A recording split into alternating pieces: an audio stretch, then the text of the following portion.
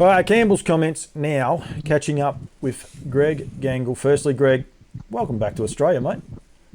Thanks, Paul. It's great to be here. This is not my first time here, but it's my first time during winter, which is I'm still in short sleeves, so it's not a big adjustment for me, but it's great to be back down under.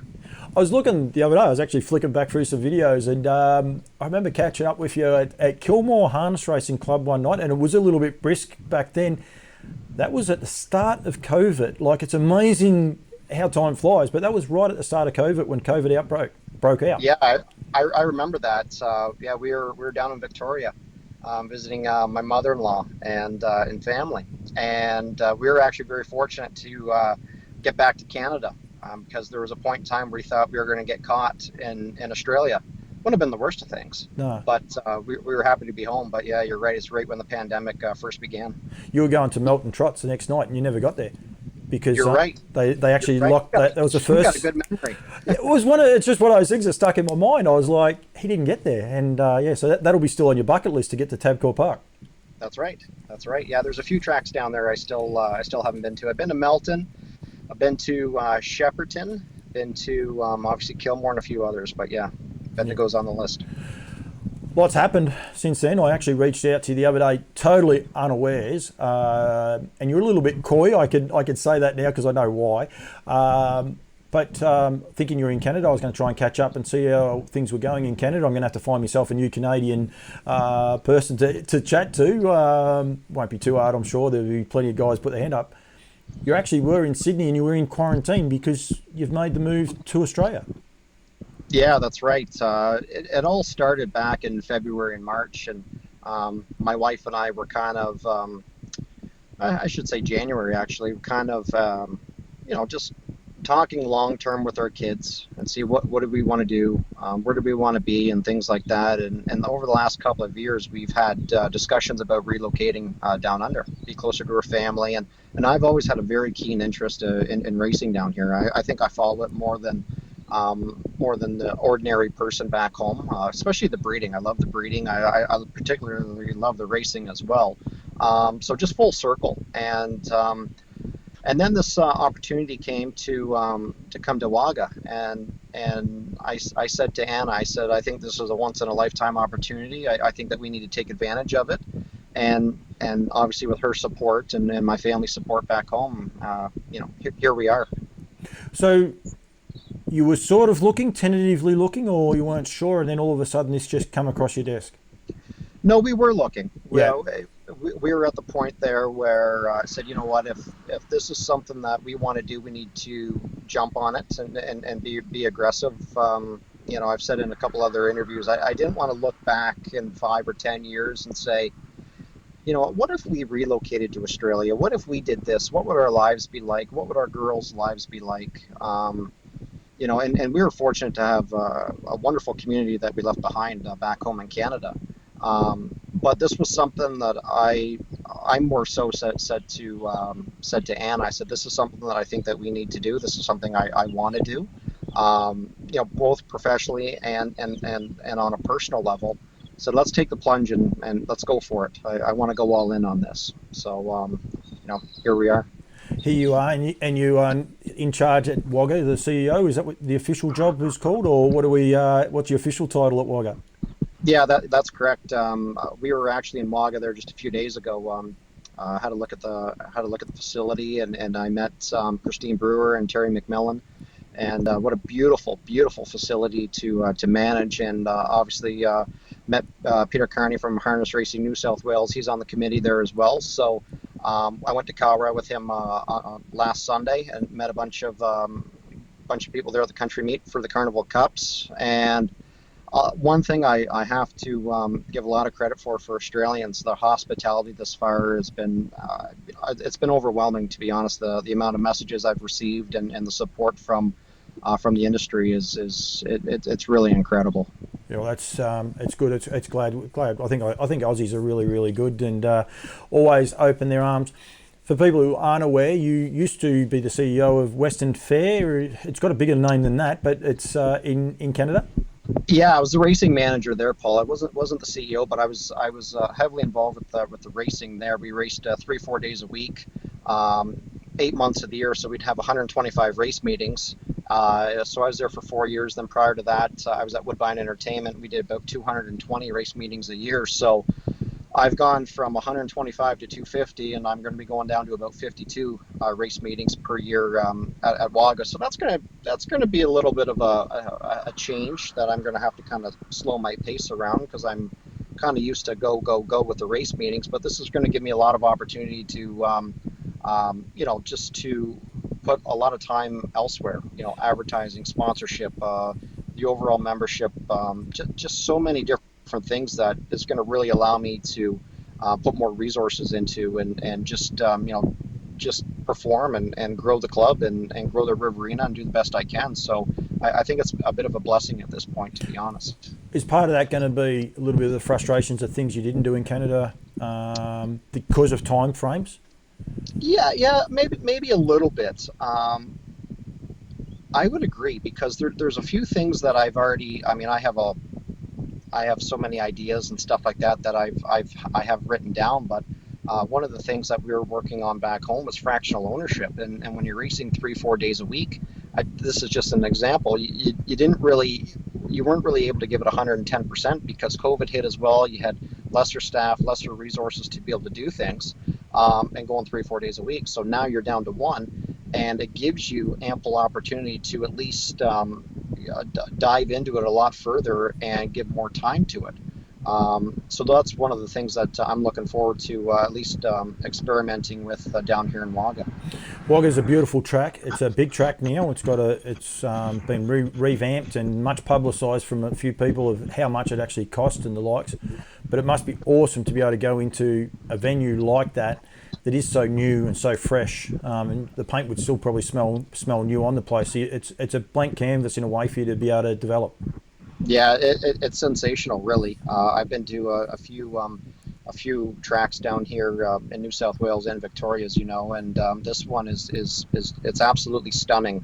And they're going to be building a training complex on there in a few years as well. So, like I said, there's a lot of growth going on right now with that track and the facility, and again, it's just another way to enhance horse population and hopefully breeders and trainers to the area, and continue to grow. I mean, I didn't envision the track being that spectacular, and they've done a fantastic job just the way that it's laid out all throughout the entire property. I mean, it's a picture. Yeah, it's a beautiful part of the world. Bathurst is similar.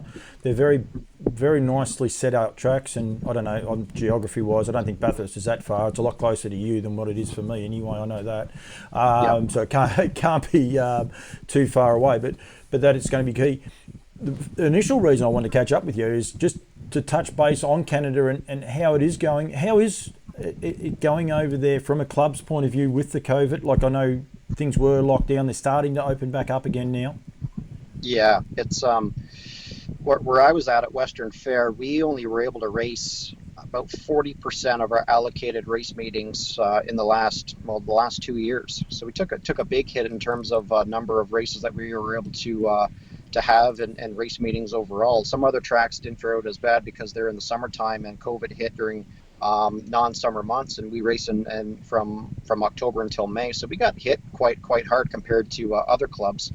I've gone through 3 lockdowns, just coming out of the third one now. Racing has just resumed about 3 weeks ago, which is fantastic, just in time for stake season and the summer racing in Canada. But one thing about horse people, just like down under here, they're resilient as they come, which is absolutely incredible. Back home, going through the amount of lockdowns that we did, and just the mental health on so many people, not just in the industry, but nationwide. Hopefully this is all behind us with the vaccinations and the distribution of that to really put this pandemic to bed. But like you said, it's such a humble industry, and they always seem to fight no matter what. Yeah, they do, and they do a good job promoting themselves. I notice that Woodbine have ramped it back up again now with things starting to come get open, and I think a lot of the stuff, anyone that's on social media should really follow Woodbine. I think both clubs, because the Thoroughbred Club and the Harness Club, they both do good stuff. They do some funny stuff, they do some serious stuff, but they do a great job of just promoting the industry in a different light, don't they? Yeah, absolutely. Mark McKelvey at Woodbine Mohawk Park does an absolutely phenomenal job. He's a few years younger than me, and he also participates with Costa TV, and that's another avenue of that's really taken off. Got to give them a ton of credit. Live streaming all the big races and things like that, adding the content in, and really promoting racing in Ontario to a whole different level. So innovation is always key. I have a few ideas to do that down here as well, along with other things. But all in all, Ontario, compared to some of the other jurisdictions in North America, seem to be ahead of the game, which is fantastic for racing overall in the province. The beauty of Costa TV too, people watching this on Facebook, go and follow them on Facebook, because then you're able to actually watch it. I tune in. It's about now, as you said, they start ramping up. The $1 million 3-year-old trot last year, I forget what it was called, the Mohawk Millions. That coverage that night was just phenomenal. There are a couple of blokes that are really passionate. They have quite a few passionate people behind them, and you can tell when you watch it. It's something to tune into. It's something that I'd love Campbell's Comments to get to. Probably would never happen, but I just love the way they do it, and I think it's inspirational how they do things. Yeah, and it's something that I think can be incorporated down under, Paul. I was watching Transvision there the other night, and I thought they did a great job, with the coverage at Melton. Being able to tune into with the odds and the camera angles from Sky Racing and Sky TV and things like that. Around certain events, you can always get the pre-taped featured footage with the participants to be able to air part of the show. So the way that technology is really going this day and age, we weren't able to live stream 10 years ago. You wouldn't be able to do it now. Now look at what we're doing right now. I mean, it's simply incredible the way that technology has gone, and at such a low cost. Yep. You're looking at the prices of TVs; they've gone down compared to 5 years ago, where normally you would think they would go up.